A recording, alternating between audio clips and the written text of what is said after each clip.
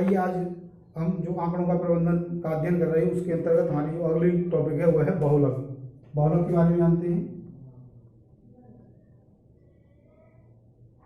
बहुलक यानी बहुलक क्या होता है। बहुलक जो है इसको हम मोड भी कहते हैं इंग्लिश में। तो सबसे पहले जानते हैं बहुलक होता क्या है।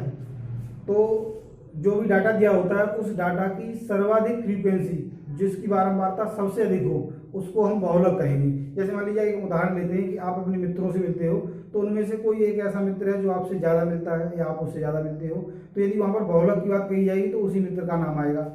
एक उदाहरण की सहायता से समझते हैं।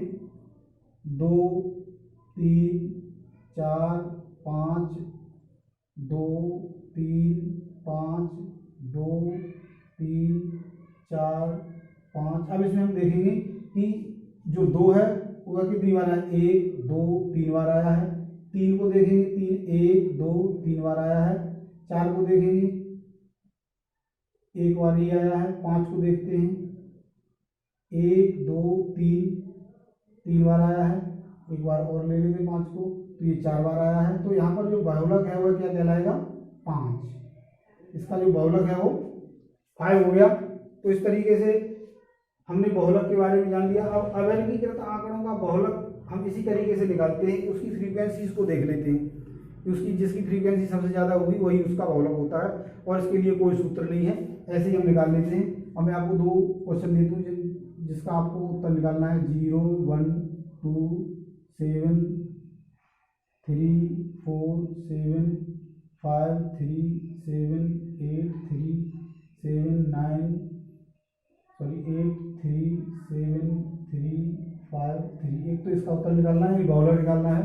दूसरा है 1 7 3 5 5 7 5 5 3 8 9 5। तो इसका उत्तर निकालना है। अब हम देखेंगे जो वर्गीकृत आंकड़े हैं उनका बहुलक निकालने के लिए जो हमारे पास सूत्र है वह क्या है। तो सबसे पहले हम वर्गीकृत आंकड़ों का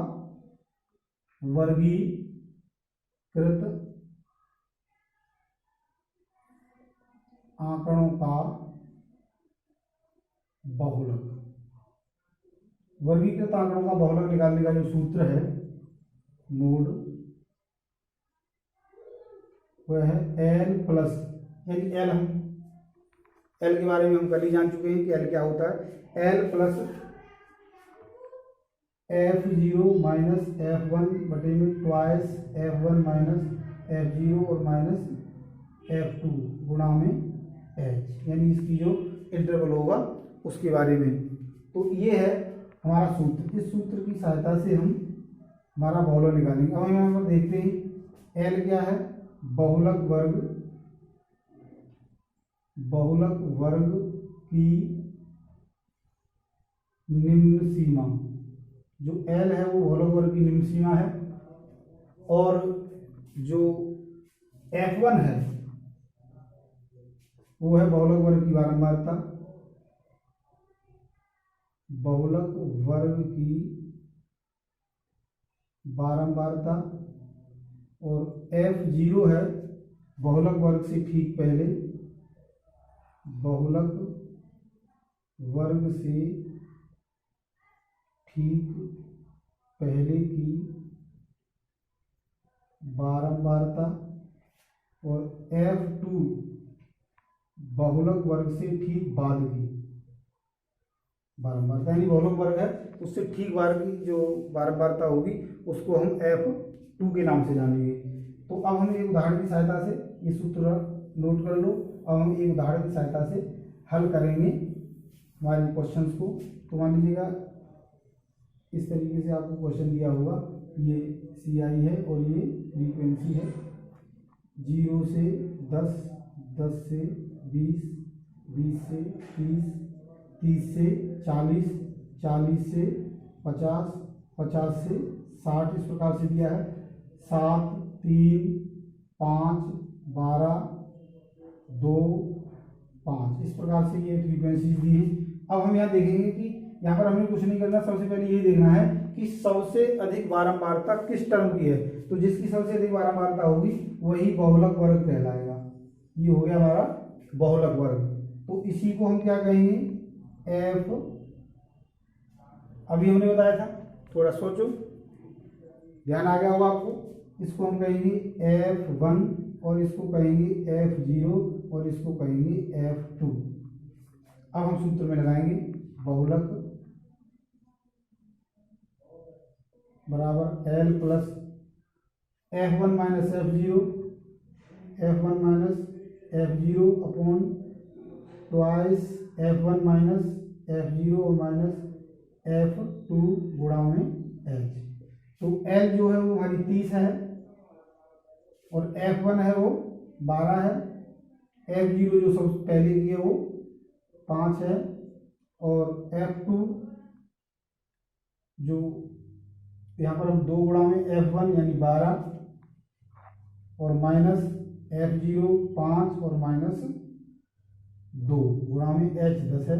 तो इस प्रकार से हो जाएगा 30 प्लस 12 में से 5 गए 7 बचेंगे और 12 दूनी 24 और ये दोनों जोड़ के माइनस के 7 हो जाएंगे गुणा में 10।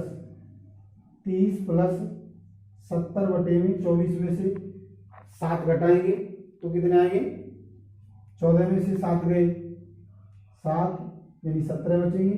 अब इसको हम हल कर देंगे और हल करने के बाद जो उत्तर प्राप्त होगा वही हमारा बहुलक कहलाएगा। ये आप हल कर ही लोगे।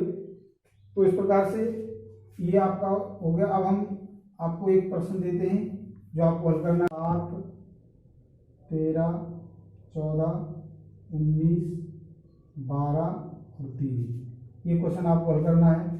और एक और दे देता हूँ मैं इसी में, CI F 0 से 15, 15 से 30, 30 से 45, 45 से 60 और 60 से 75, 3, 12, 14, 3 और 5, इन दोनों को हल करना है और अपने उत्तर भेजने हैं। तो प्रिय विद्यार्थियों, आज के लिए इतना ही। हमारी जो सेंट्रल टेंडेंसी थी वह चैप्टर कंप्लीट हो चुका है। आगे हम और अगले टॉपिक के साथ मिलेंगे। तो आज के लिए